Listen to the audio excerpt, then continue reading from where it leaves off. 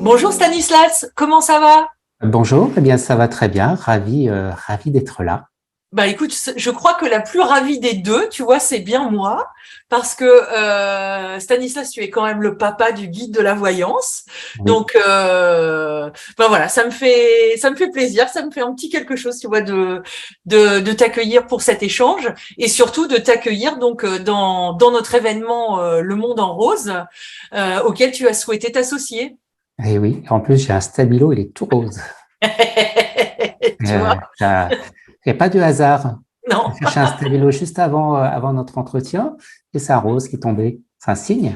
C'est un signe, c'est une synchronicité, ouais, Voilà. exactement. Donc, pour le public qui regarde cette vidéo, hein, le Monde en Rose, c'est donc 2 jours de conférences autour du tarot, alors psychologique, pas psychologique, est-ce qu'on a Mm. tous des dons de voyants, etc. Donc ça se passe, ça ce sera le thème de ta conférence. D'ailleurs, on va y venir. Donc ça se passe sur Zoom les 15 et 16 octobre.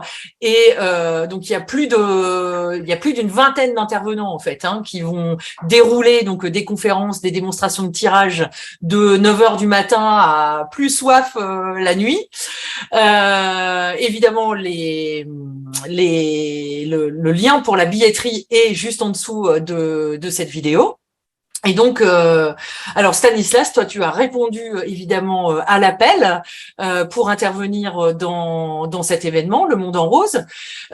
Stanislas, comment est-ce que tu définirais ton activité, ton travail? Quand on te demande qu'est-ce que tu fais dans la vie, qu'est-ce Ouais. que tu réponds? Bah, je dis pas forcément ce que je fais toujours, ça dépend où je suis. Parce que après, alors je dis que si je veux pas je me déjoue, je vais dire, je suis dans l'informatique, voilà, si j'ai pas envie de trop en dire dans certaines situations. Et puis sinon, bah parce qu'après, quand on parle, on dit on est voyant, on est consultant intuitif, je dis même des fois conseiller psychique. Alors ça interpelle, ils se disent quoi? C'est psychologue, c'est un médecin, c'est quoi? Non, consultant psychique, c'est de la voyance, voilà. Donc ça ouvre le regard d'une certaine manière. Alors après, je dis pas que c'est pour moi un métier, je dis que c'est une activité parce que voilà, je l'exerce avec passion, je me fais plaisir, je prends du temps, je prends du plaisir à être avec les gens, à écouter les gens, à partager, à donner des informations. Ça peut être des conseils, ça peut être des prédictions, ça peut être tout un tas de choses, mais c'est vraiment, voilà, je dirais que c'est une activité. Alors, au début, j'ai appelé ça voyant, médium. Après, je me suis dit tarologue. Après, j'ai enlevé le mot médium parce que je fais la différence entre la voyance et la médiumnité, ce qui sera un sujet qu'on évoquera au cours de cette conférence. Aujourd'hui, je dis consultant intuitif. Voilà, ça me parle plus aujourd'hui. Donc, c'est mon appellation et puis un petit peu le voyant à côté éventuellement, si ça peut faire plaisir à certains. Et alors, quelle est la place que prend le tarot dans tes activités? Alors, le tarot a toujours existé depuis mon début d'activité. Le tarot de Marseille, avec le basique, le Grimaud, avec les 22 arcanes majeures, au début, bah, j'avais ce tarot-là. Et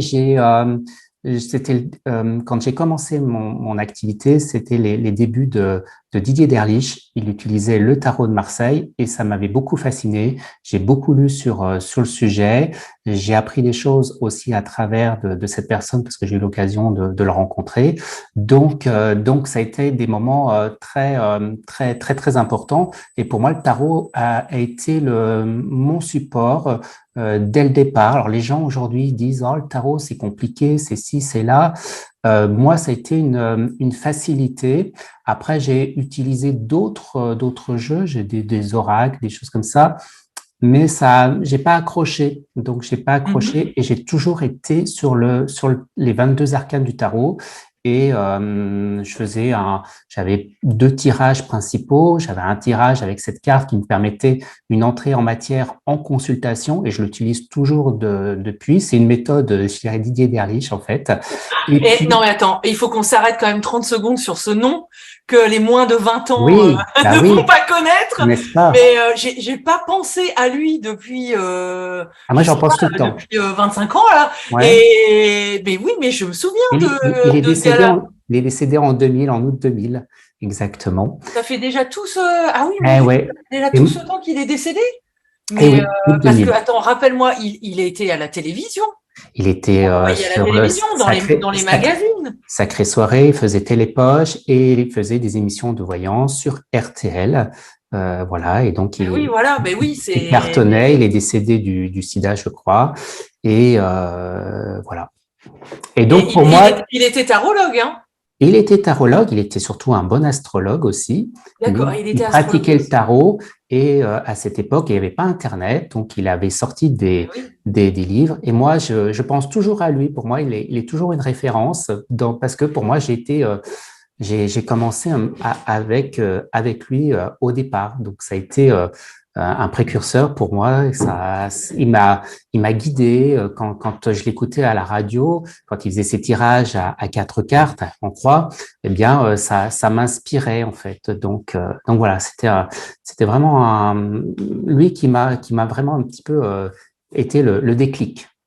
Pour voilà, pour Pour te le donner tarot, envie finalement de pour le voilà tarot, de. parce que c'est vrai qu'au départ, bah, je connaissais rien. J'avais des ressentis. Après, à l'époque, je disais, il n'y avait pas d'Internet, donc il fallait commander sur des catalogues spécialisés les tarots ou les livres. Je recevais le catalogue de certaines librairies. Et donc, je commandais des jeux, des livres, un peu surtout, parce que je savais pas trop où j'allais. Je testais la voyance, les oracles, les tarots. Mais le premier outil que j'ai eu, c'était vraiment les 22 arcanes du tarot de Marseille. Et donc, ça a continué. Après, j'ai essayé le magnétisme. Bon, ça n'a pas trop marché. Je me cherchais la radiesthésie. Et puis, non, tarot est toujours revenu. Et il n'y a pas très, très longtemps, allez, il y a quelques années, j'ai découvert le tarot de Rider-Waite, que je Mhm. connaissais pas. Et je me suis dit, mince alors, il y a 78 cartes et j'en utilise que 22. J'ai dit, mais quel dommage, quel gâchis. Quand on me vend un tarot de Marseille avec les 78 cartes, j'en ai laissé 56 dans un paquet. Donc, je trouvais ça dommage. Alors, c'est très bien d'utiliser les 22 arcanes majeures, mais quand on utilise le jeu complet, c'est Mhm. encore merveilleux. Voilà, c'est pour ça, il n'y a pas très très longtemps que je me suis mis aux 78 cartes, parce que j'ai eu un tarot de type Rider-Waite entre les mains. J'ai dit, ah oui, ça change, ça me parle cette fois-ci, parce que les tarots Marseille qu'il faut apprendre par cœur, non merci. Ouais, les mineurs, ouais, Ouais, les mineurs d'un tarot de Marseille sont effectivement très très complexes. Bon, ce que tu dis là, ouais, évidemment, ça me parle.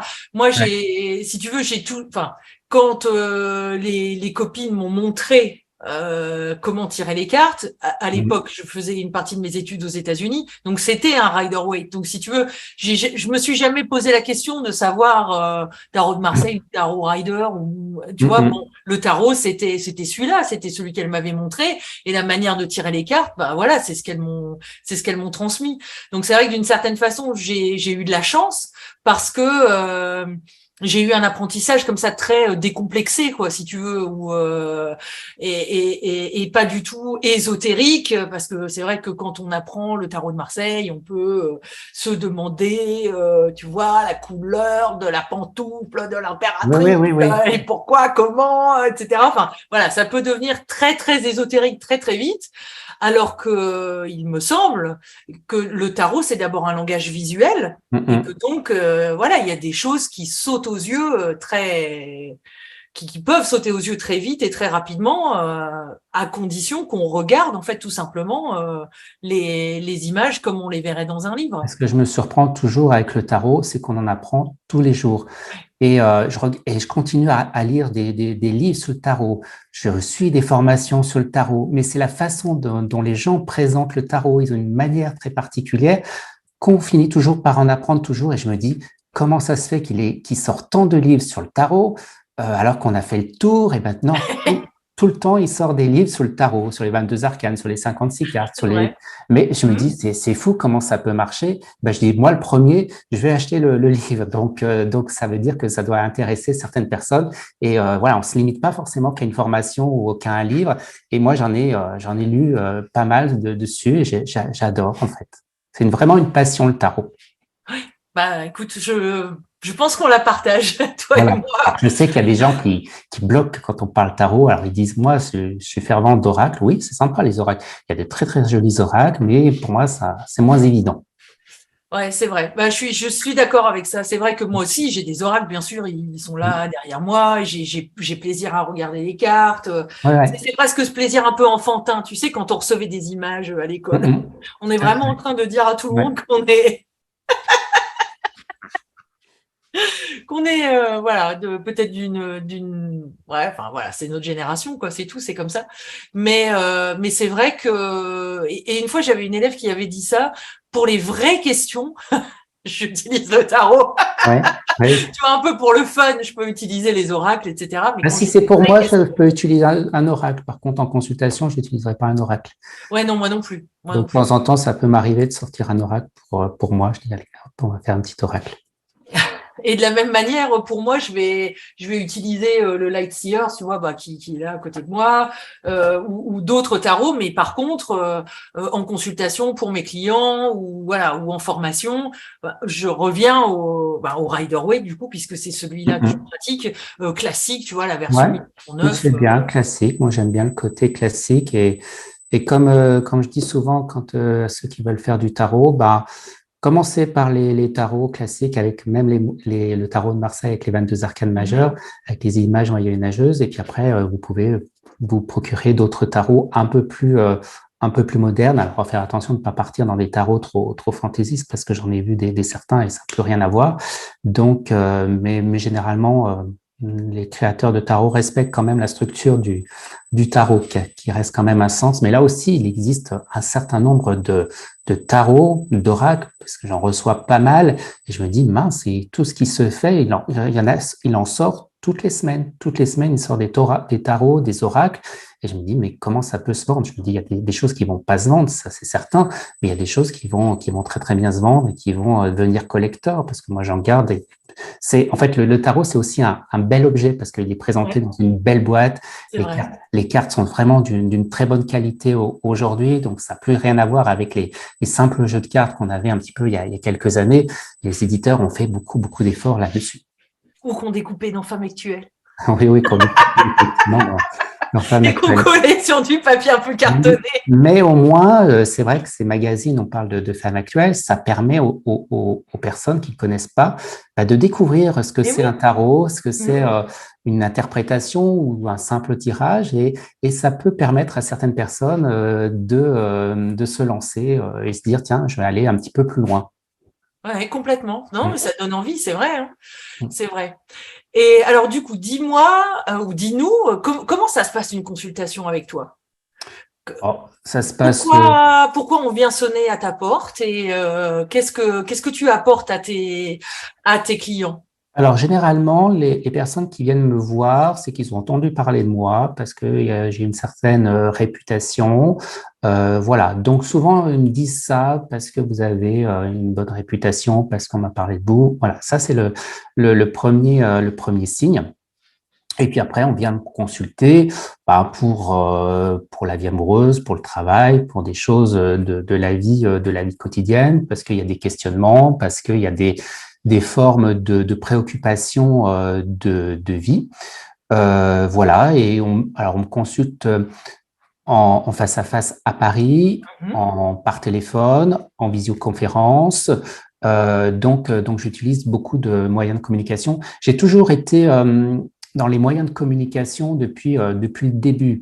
J'étais un des premiers à avoir le téléphone portable. Je me souviens, je l'ai encore dans mon placard. Il fait 8 kilos, le téléphone portable.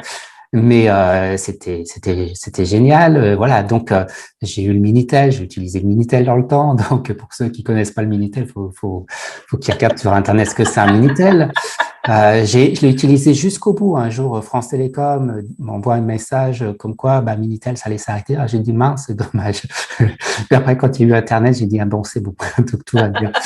Donc oui, là, et puis quand il y a eu la période de confinement, eh bien, je faisais des consultations en visioconférence, mais pour moi, ça n'a pas changé grand-chose parce que je le pratiquais déjà. Donc j'utilise tous ces moyens de communication. J'ai besoin du contact direct de la voix de la personne. J'ai beaucoup de mal par mail, par faire des choses. Alors, si je propose des prestations par mail, mais je dis c'est une lecture de tarot sur une question bien précise, je vais faire un petit tirage de 4 cartes, mais il n'y a pas l'interaction, voilà, c'est-à-dire je vais donner une interprétation. Je pense que la personne peut se sentir un petit peu frustrée parce qu'elle va avoir certainement d'autres questions. Et c'est pour ça que j'insiste souvent qu'ils aient un échange direct parce qu'il y a une forme d'interaction et moi, j'ai besoin de ressentir cette interaction. Ça ne change pas grand-chose qu'elle soit en cabinet, par téléphone ou en visioconférence. Pour moi, ça change pas grand-chose. Après, ça va changer si les gens m'apportent des photos de leurs enfants, ça va me déclencher des choses. Voilà. Après, en consultation, oui, tout le monde me consulte. J'ai beaucoup de personnes dans le domaine médical, infirmières. J'ai beaucoup de personnes dans le domaine de la communication, de la presse, des personnes qui ont des responsables de société. Je me souviens aussi d'une personne qui est prêtre aussi, que j'ai eu en consultation, mais qui n'était pas prêtre au départ, quand je l'ai eu au tout début. Ce personnage m'a beaucoup marqué. Ah attends, il y a de quoi quand même, parce que là, Non, mais il m'a beaucoup marqué parce que étonnant. j'ai suivi son processus pour aller jusqu'à être prêtre. Au départ, il était diacre. Diacre, c'est une fonction dans l'église où on peut avoir une activité à côté et travailler. Et puis, il m'a dit, ça est très rare qu'on passe de diacre à prêtre. Mais quand on est diacre, on est laïque. Voilà. Et voilà, en général, donc il paraît que c'était rare. Alors, il m'interrogeait, est-ce que je vais pouvoir devenir prêtre? Voilà, je répondais à ces questions. Et puis de temps en temps, il avait… Et là, sans arrêt, tu tirais la carte du jugement, alors tu lui disais, mais oui. Et de temps en temps, il avait des soucis avec son évêque, donc voilà, donc c'est comme dans tout n'importe quel boulot, on avait des soucis avec son employeur, donc il avait un petit peu de temps en temps des tensions avec son évêque et je l'ai suivi pendant des années. Donc voilà, c'est un client qui m'a beaucoup marqué parce qu'il sort du lot, parce que c'est un prêtre. Voilà, je crois que j'en ai eu qu'un en fait. Après, j'ai eu des clientes qui ont eu des relations avec des prêtres, des choses comme ça. Mais le prêtre en lui-même, voilà. Après, on me consulte aussi. Il y a des personnes politiques aussi, mais souvent c'est l'entourage qui m'ont consulté, soit la conjointe, soit des collaborateurs très très proches, mais pas forcément la personne directe. Enfin, ça arrive très souvent. Quand il y a des moments d'élection, j'ai dit, ah, ça y est, c'est les municipales, ça va recommencer. Quand c'est les présidentielles, ça va recommencer. J'ai dit, tiens, ils vont commencer à se manifester. Je ne connais même pas les dates des élections. Mais tu sais qu'elles approchent. J'ai dit, tiens, ça y est, ça commence à bouger. Ça doit être les élections municipales. On me pose des questions sur les prochaines municipalités. Voilà. Donc voilà, j'ai un peu ce genre de clientèle. Et sinon, quand j'ai une consultation, je disais, généralement, je fais un tirage un tirage général, c'est-à-dire je vais faire un tirage de cette carte et qui va me donner des impressions sur la situation. Alors, tout dans ce tirage, je vais sentir certainement le pourquoi de la personne est venue me consulter. Donc, il va y avoir certainement des éléments qui vont ressortir en positif ou en négatif. Voilà, je veux dire, il y a ça qui est positif, il y a ça qui est négatif. Il y a aujourd'hui ça qui est dominant, le travail. Vous me consultez parce qu'il y a un point qui est dominant, ça va être le travail. Votre point faible, ça va être le domaine affectif. Donc, dans ce tirage, ça va me permettre de cerner un petit peu un certain nombre, un petit peu de points. Et puis après, je vais procéder à d'autres tirages pour affiner petit à petit les différents sujets. Et puis, si la personne a des questions à me poser, elle me pose des questions. Et tout ça, ça dure? Alors, généralement, entre 40 minutes et 1 heure. J'ai beaucoup de mal à durer dans le temps. Je sais pas, plus d'1 heure, c'est plus difficile pour moi parce que je perds en concentration. voilà, c'est pas étonnant parce qu'on dit que les gens, enfin, j'entendais aux infos que les gens peuvent se concentrer pendant une quarantaine de minutes et moi, 40 minutes, c'est souvent où, voilà, je sais quand je suis arrivé aux 40 minutes parce que j'ai pas besoin d'horloge, je sais que mes possibilités commencent à s'affaiblir et puis après, je dirais que dans les premières minutes, on donne beaucoup de choses, beaucoup d'informations. Après, ça devient de la discussion, ça devient de la parlotte, comme je dirais. On va tourner autour des mêmes sujets ou répéter des choses. Donc, ça peut être bien pour la personne par moment. Après, oui, il y a des personnes, ça peut durer plus longtemps, une heure et demie, ça m'est arrivé. Mais si c'est pour répéter la même chose, je vois pas trop l'intérêt. Alors, je leur dis au bout d'un moment, je vous l'ai déjà dit ça. Donc, voilà, faut passer à autre chose, faut avancer. Voilà, il y a des personnes qui bloquent sur des sujets pour savoir si je vais répondre différemment aussi. Ils testent aussi de savoir si les choses peuvent changer. Voilà, ça fera aussi partie de la conférence qu'on va organiser sur le libre arbitre. Est-ce que tout est écrit à l'avance? Est-ce qu'on peut changer des choses? Ça fera partie effectivement de la conférence. Et alors, c'est ce que j'allais te demander du coup, parce on a évoqué un peu la voyance. Quand tu es dans une consultation comme ça, est-ce que tu vois des choses? Est-ce que tu lis les cartes? Est-ce que tu reçois de l'information de... Alors, je lis pas les cartes. Lire, ça fait un peu comme lire un petit peu dans un livre. Je les interprète. Voilà, je vais Oui. les interpréter. Il y a des cartes qui vont ressortir et à partir de ces cartes, faut que je construise une histoire en quelque sorte. Par exemple, si c'est une question qui est posée, eh bien, faut que je décortique et je construis une histoire, je l'interprète. Donc, les cartes restent toujours pour moi comme un support. Je peux m'en passer, mais pas trop. Au début, alors, c'est vrai qu'au début de mon activité, quand on se cherche, on me disait voyance directe, voyance sans support. J'ai Oui. dit ah d'accord, c'est quoi? Alors effectivement, il y a des personnes des fois qui me demandent. Il y a des personnes qui me demandent vous consultez avec les cartes, est-ce que ou sans les cartes ou voilà. Alors, il est vrai qu'il y a des fois, il y a des personnes qui veulent que j'utilise plein de jeux. Je me souviens aussi quand j'avais mes débuts d'activité, j'avais plein de jeux autour de moi. Ils me disent, ah, vous avez pas utilisé celui-là, pas celui-ci. J'ai dit non, j'en utilise un ou deux, puis après les autres, des fois, je m'en sers pas. Alors, du coup, je les ai rangés dans un tiroir.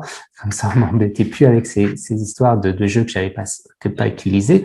Oui, parce Généralement, qu'avec un autre jeu, j'aurais eu une autre réponse. Alors, il faut retirer les cartes. oui, c'est un peu ça. Souvent, si on me dit, ah, faut recommencer, on va retirer. Et non, donc après, oui, j'utilise les jeux, mais pas que, parce que je ressens aussi un petit peu des choses. Et souvent, je ressens des choses avant que la personne me vienne en rendez-vous, avant qu'elle ait sonné à ma porte. Oui. Je suis prêt. C'est-à-dire que c'est pas la cliente qui va attendre la consultation, c'est moi qui attends la cliente. C'est-à-dire qu'une demi-heure avant son rendez-vous, je suis prêt. Elle peut arriver. Un quart d'heure avant, je serai prêt. Donc voilà, je l'attends. Je suis déjà en condition. Je ressens des choses. Ça peut être des choses sur son allure physique. Ça peut être des choses sur des détails comme ça. Je me dis, tiens, elle est stylée, elle est bien habillée. Donc voilà, je sens des choses. Et donc parfois, je prends des notes. Donc ça me rassure quand elle va arriver. Je dis ah c'est un peu la personne que je ressentais. Donc je me dis voilà parce que une consultation c'est un moment qui est comme une pièce de théâtre. On a un peu le trac au départ quand on monte un peu sur scène en quelque sorte. Parce Oui, que c'est vrai. on va s'enfiler, on se dit est-ce que ça va marcher, est-ce que ça va pas marcher. Il y a des fois ça marche pas, donc oui, rarement, fort heureusement. Mais on se dit mince, est-ce que je vais ressentir quelque chose? Est-ce que ça va correspondre à la personne? Donc oui, je ressens des choses, je vois des choses, c'est des ressentis beaucoup. Je peux avoir des images très précises et c'est vrai que j'ai un travail souvent un petit peu en amont, avant la consultation, de percevoir, de ressentir un petit peu les choses. Ça c'est venu d'un jour où j'ai fait des expériences dans des lieux 10 paranormaux, châteaux ou maisons hantées. Et c'était pour une web série. Et, et on m'envoyait dans ces lieux sans savoir où j'allais. Donc, on me mettait dans le train et puis on me récupérait à l'arrivée.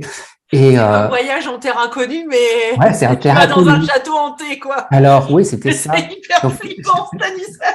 je devais décrire les lieux. Donc, c'est un peu là, pareil. C'est comme une pièce de Ah oui, théâtre. tu devais décrire les lieux pendant que tu étais en chemin jusque Non, là-bas. C'est ça? Non. non, quand j'étais dans le lieu, je devais ressentir les énergies, l'histoire du lieu, ce qui s'est D'accord. passé. Est-ce qu'il y a eu un événement particulier qui fait que, je me souviens, la première maison, c'était en région parisienne, c'était une maison qui avait du mal à se vendre ou qui se vendait, mais que les occupants divorçaient et les occupants restaient. Voilà. Donc, je devais ressentir toute cette énergie-là. Après, il y avait une enquête de l'équipe derrière avec des appareils pour faire des choses. Moi, je m'éclipsais à ce moment-là parce que c'était pas trop ma partie. Et donc, c'est à ce moment-là que la nuit de la veille enfin la veille du tournage, j'étais inquiet parce que je me dis mince, je vais peut-être rien ressentir. Et, euh, et au contraire, je captais des choses déjà avant d'arriver sur le lieu. Et un jour, j'étais dans le train et j'ai commencé à faire des dessins du lieu. Je dis là, il y a un château, là, il y a un donjon. Je voyais un rond avec dans le donjon, je voyais un pigeonnier ou quelque chose comme ça. Et j'avais fait un dessin. Et à l'équipe, quand ils sont venus me chercher, je leur ai dit, venez avec une caméra parce que j'ai des choses à vous montrer avant d'aller sur le lieu. Sur le Et ça lieu. correspondait tout à fait au lieu. Et puis, il y a aussi des moments, enfin, on discutait avec le producteur via un message Facebook en direct. Il me dit, tu ne devineras jamais dans quel endroit je vais t'emmener. Et je marque spontanément Chambord. Et c'était Chambord.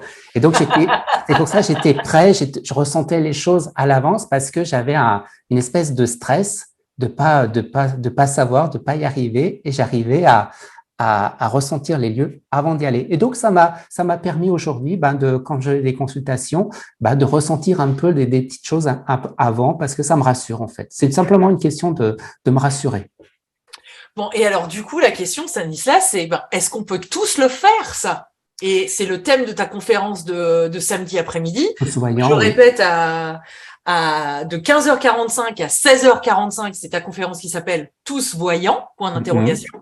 Donc, est-ce qu'on peut tous faire ça, du coup? Alors oui, enfin moi je dirais qu'on a tous des capacités, comme on a tous des capacités de jouer du piano, mais on ne sera pas tous Mozart. Il y a des personnes qui vont apprendre le piano sans apprendre le solfège, qui vont simplement avoir du son. Et puis il y a des gens qui vont apprendre le piano parce qu'ils ont appris voilà, il y a des techniques, le solfège et puis le piano.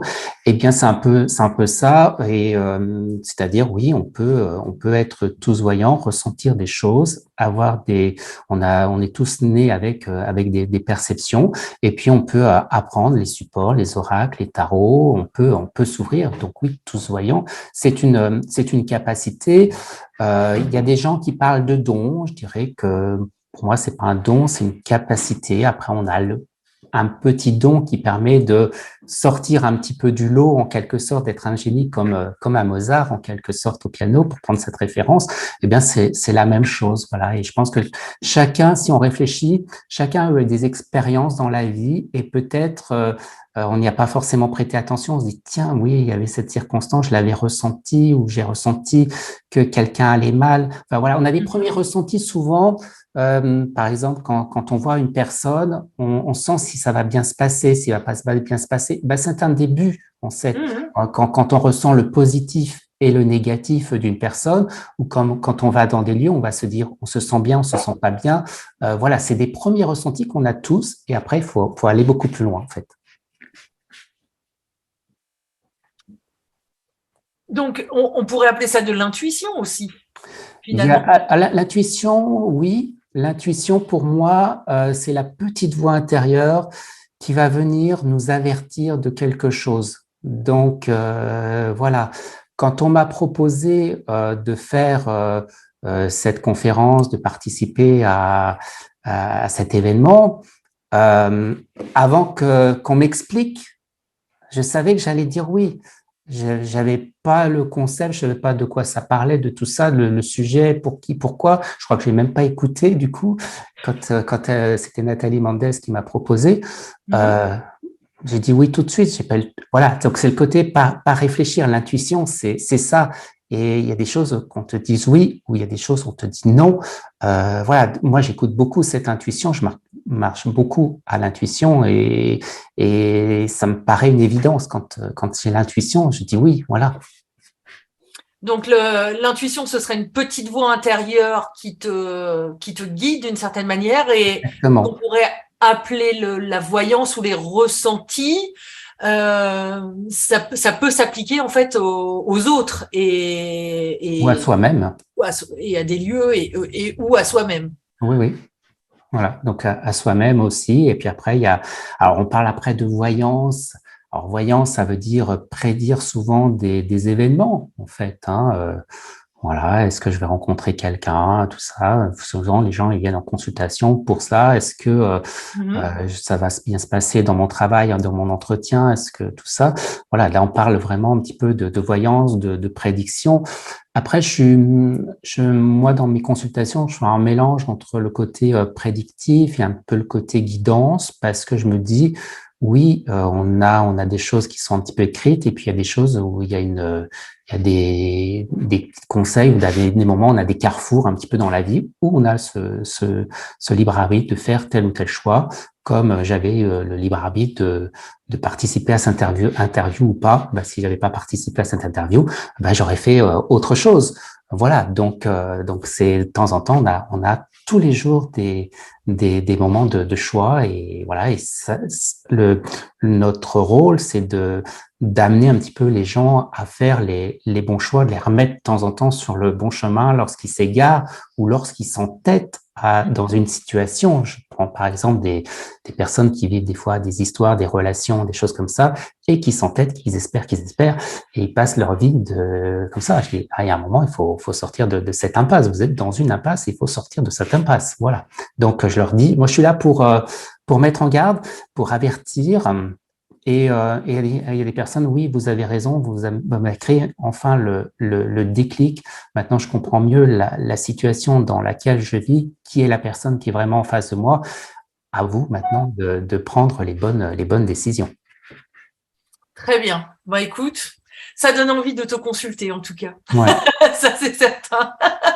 Je pense que oui, je pense qu'on doit ressortir d'une consultation avec toi en étant euh, profondément impacté, je pense, par ce que tu as vu, par ce que tu as ressenti, par ce qui est sorti dans les cartes.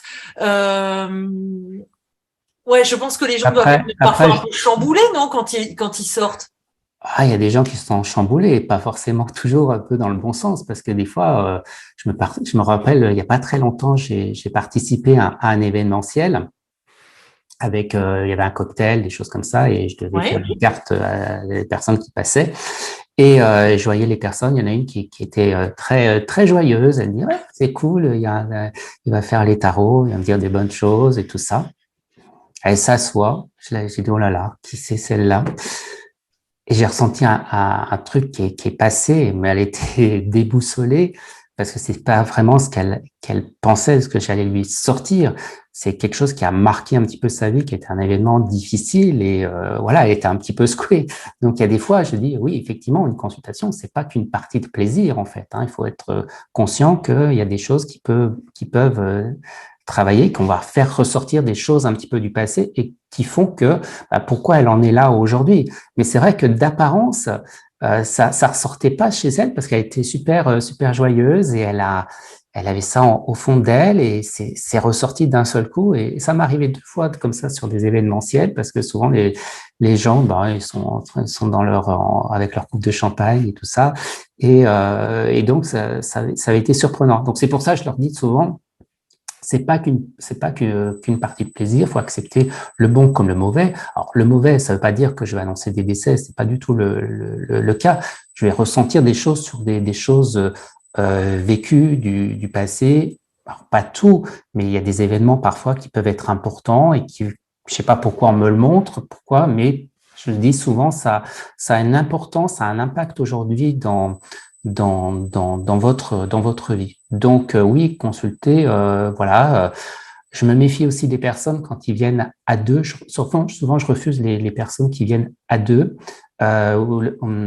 Enfin, je trouve pas bien que la personne à côté vienne en tant que spectateur. Je dis qu'une consultation est un acte personnel et je vais peut-être dire des choses que sur la copine en question qui était prévue et que c'est peut-être pas forcément la copine idéale en fait. Donc, elle n'a pas besoin de cette présence en fait qui peut être nocif et qu'elle sera spectateur. Alors, je dis ça parce que dans le temps, j'acceptais la personne à côté. Elle me dit, oh, c'est ma meilleure copine, tout ça. Oui, d'accord, mais bon, vous lui raconterez après si vous voulez lui raconter, mais sur le moment, non. Ou ce que je me méfie aussi, c'est les personnes qui prennent une consultation et qui disent à la copine à côté, ah ben, prends aussi une consultation, tu viendras aussi. Je trouve pas ça bien parce que je trouve que c'est la consultation, c'est une démarche personnelle. On n'entraîne pas quelqu'un à une consultation si elle n'a pas forcément envie au départ, si elle n'y a pas pensé, c'est pas forcément une nécessité de consulter. Alors peut-être que ça va apporter des choses, peut-être pas du tout. Voilà, s'il n'y a pas eu l'intention de consulter. C'est comme Oui, quand on… je suis entièrement d'accord avec toi. C'est vrai que enfin, c'est pas comme d'aller se faire un massage ou Oui, tu vois oui, voilà. Ouais, un soin esthétique où là bah oui tu vas avec ta copine c'est sympa mais et tout ça mais là c'est vrai que j'ai des consultants qui viennent comme ça à deux. Je me dis, ah mince, ça mais va. du coup tu vois les personnes comme ça qui viennent à deux, est-ce que tu crois que c'est parce qu'il y a peut-être un peu de la peur aussi de ce que tu Alors peux oui, voir peut-être et de ce que tu pourrais dire? parce qu'elle veut pas venir toute seule, elle veut venir un petit peu accompagnée. Alors je la fais attendre l'autre à côté, mais pas les deux en même temps consultation parce que ça me puise beaucoup d'énergie. S'il y en a deux, ça me déstabilise, je serai pas à l'aise. Il y a des choses que j'aurais envie de dire que je peux pas dire. Voilà, c'est un peu compliqué. C'est un peu comme quand on parle d'honoraires en consultation, on dit les voyants, ils se font payer, ils devraient pas se faire payer parce que c'est un don, parce que c'est ci, c'est là. Mais quand on demande des honoraires, c'est aussi responsabiliser le consultant face à la consultation, c'est-à-dire qu'il a fait la démarche, il va payer des honoraires. Tandis que si on paye pas, on prend les choses à la légère. Allez, je téléphone à un côté, je téléphone d'un Complètement. autre, Ben oui. et on prend, voilà, et ça serait dans une démarche à la légère. Tandis que demander des honoraires, c'est qu'il y a un acte, il y a quelque chose d'important, et puis en même temps, c'est récompenser la personne qui est en face de soi, qui a pris du temps pour vous, et puis voilà. Mais oui, il y a un échange Mais surtout, énergétique qui se il y a le fait. côté de Hein. responsabiliser Ouais. le consultant face, voilà, c'est pas je téléphone et c'est tout, parce que sinon, il y a des personnes qui disent même pas merci, qui s'en vont et hop, voilà, c'est assez bizarre en fait. Hein, c'est voilà, quand on dit que le gratuit, oui, on profite. Alors on dit tiens, on va faire telle chose, oui, c'est gratuit, on y va. Tandis que si on fait la démarche de payer dans quelque chose, voilà, ça me fait penser parfois il y a des gens qui sont invités au théâtre, et en plein milieu de leur présentation, ils s'en vont parce qu'ils n'ont pas payé, ils ont dit C'est bon, vrai. c'est bon. Tandis que si vous avez payé votre place, vous allez assister à la représentation. C'est aussi respecter les artistes qui sont en face de soi. C'est à peu près la même chose. C'est une forme de se responsabiliser aussi. Et puis c'est l'échange énergétique qui a lieu, quoi. Il faut Oui, engager un c'est un principe de échange, oui. réciprocité, Oui. puisque enfin toi, moi, les autres tarologues, on propose un service, comme tu dis, on se concentre, on donne du temps, on donne de nous-mêmes, etc. Parfois c'est difficile aussi. Pour nous. Et le fait est qu'on est dans une société où voilà l'échange énergétique est symbolisé par un échange d'argent sonnant et Mhm. trébuchant quoi. Oui. Donc non là de ce point de vue-là, je suis entièrement d'accord Mhm. avec toi. Donc oui, ça peut arriver qu'on fasse du gratuit, des choses comme ça, bon, pour des événements, pour des choses qui sont bien cadrées, pourquoi pas, voilà, ou vraiment une personne qui est dans le besoin, voilà. Mais faut vraiment que ça soit bien perçu, pas pour n'importe quoi, pas n'importe comment, voilà, parce qu'effectivement, tout le monde a des questions dans la vie. Parfois, ils disent, oh, c'est urgent, c'est ci, c'est là. Bon, c'est quoi la question? Non, c'est pas forcément urgent, ou ça peut attendre demain, ça peut attendre la semaine prochaine, et puis vous verrez, ça va passer aussi tout seul. Il n'y a pas forcément besoin de consulter, c'est pas forcément une nécessité. Voilà. Donc là, ce que tu es en train de dire, en fait, c'est que c'est un métier dans lequel il faut aussi une activité, Mhm. tu disais tout à l'heure, dans laquelle il faut aussi savoir bien poser ses limites.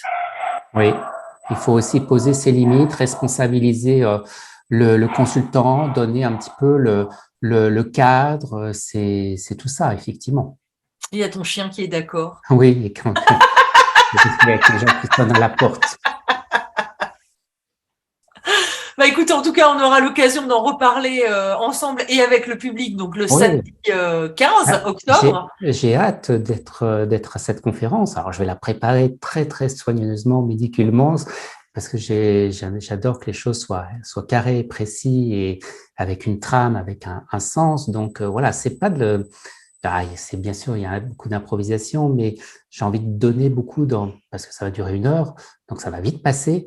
Et j'ai envie que tout rentre dans le moule pendant cette heure, que les gens sortent avec un certain nombre d'informations sur ce qui est voyant et que ça peut déclencher chez eux aussi des perceptions et se disent, tiens, oui, on pourrait peut-être faire ci, faire ça. Oui, tiens, c'est des choses que j'ai vécues. Pourquoi pas aller plus loin? Donc, voilà, j'ai envie que les gens apprennent des choses. Voilà, on y va avec passion.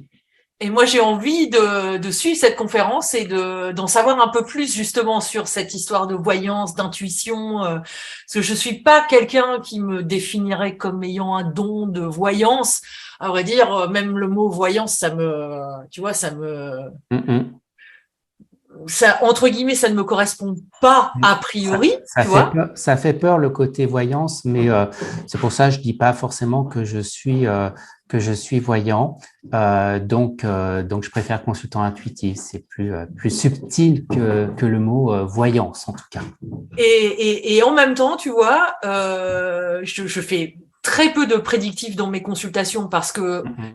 il y a, il y a parfois du prédictif qui arrive, tu vois, dans les cartes où tu te dis intuitivement, bah tiens, là, j'ai quand même l'impression que ça parle de quelque chose qui peut arriver. Enfin, alors je prends toujours des précautions oratoires, tu vois. Dans l'état actuel des énergies, il semblerait que, tu vois, un peu comme l'anticyclone est sur les Açores, donc il semblerait que demain il fasse beau, tu vois, et de manière très enfin, voilà.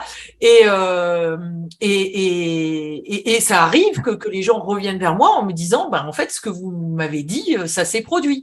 Alors que j'ai jamais eu, si tu veux, la démarche ou l'intention de faire entre guillemets du prédictif. Donc j'attends ta Moi, je conférence fais, aussi pour y voir moi-même un peu plus clair, tu vois. Moi, je fais du prédictif parce que j'ai habitué les gens. Au départ, voilà, c'était voyant, voilà, tirer les cartes, prédire des événements. Voilà, ça a un petit peu changé. Mais voilà, on consulte aussi beaucoup pour le côté prédictif. Bien sûr, bien sûr. Mm. Mais c'est de toute façon voilà ce qui anime Mm.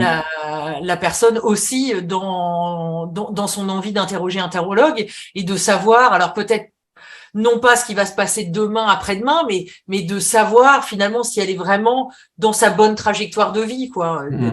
d'un point de vue vraiment spirituel. Mais bon, Mm. on en reparlera. On en Voilà, reparlera le beaucoup, 15. beaucoup. J'ai hâte. Sinon on pourrait en parler Ouais. jusque tard, Mais jusque tard. il y a des fois, j'en parle même, il y a des gens qui me posent des questions quand je suis en soirée avec des amis, des choses en restaurant. Ben, je dis, ben, je suis en train de faire une conférence là, hein, parce que je parle à 2 personnes et puis après, il y a tous les autres autour qui viennent et je fais une conférence sur la voyance, sur ce qu'on ressent et j'adore en fait, hein, mais je le fais spontanément en fait. Alors, il y a des métiers, tu vois, comme ça, où Ouais. effectivement, faut pas aborder le sujet quand tu es à table avec des Ouais, amis. souvent, je Des fais attention. médecins, Ouais. Bah oui. avocats.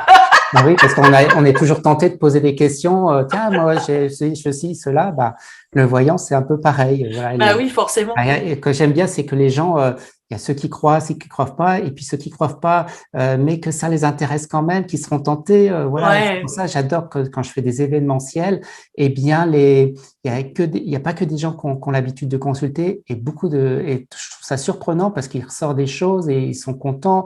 Donc, je me dis, ah bon, le pari est réussi quand même, en fait. Super. Alors donc on te retrouve le samedi 15 octobre dans Le Monde en Rose. Et puis alors évidemment je vais remettre tes coordonnées sous la vidéo. Elles sont également sur le site à la page du Monde en Rose. Et on attend ça avec impatience. Ah oui, moi aussi. À bientôt. À bientôt, merci, au revoir.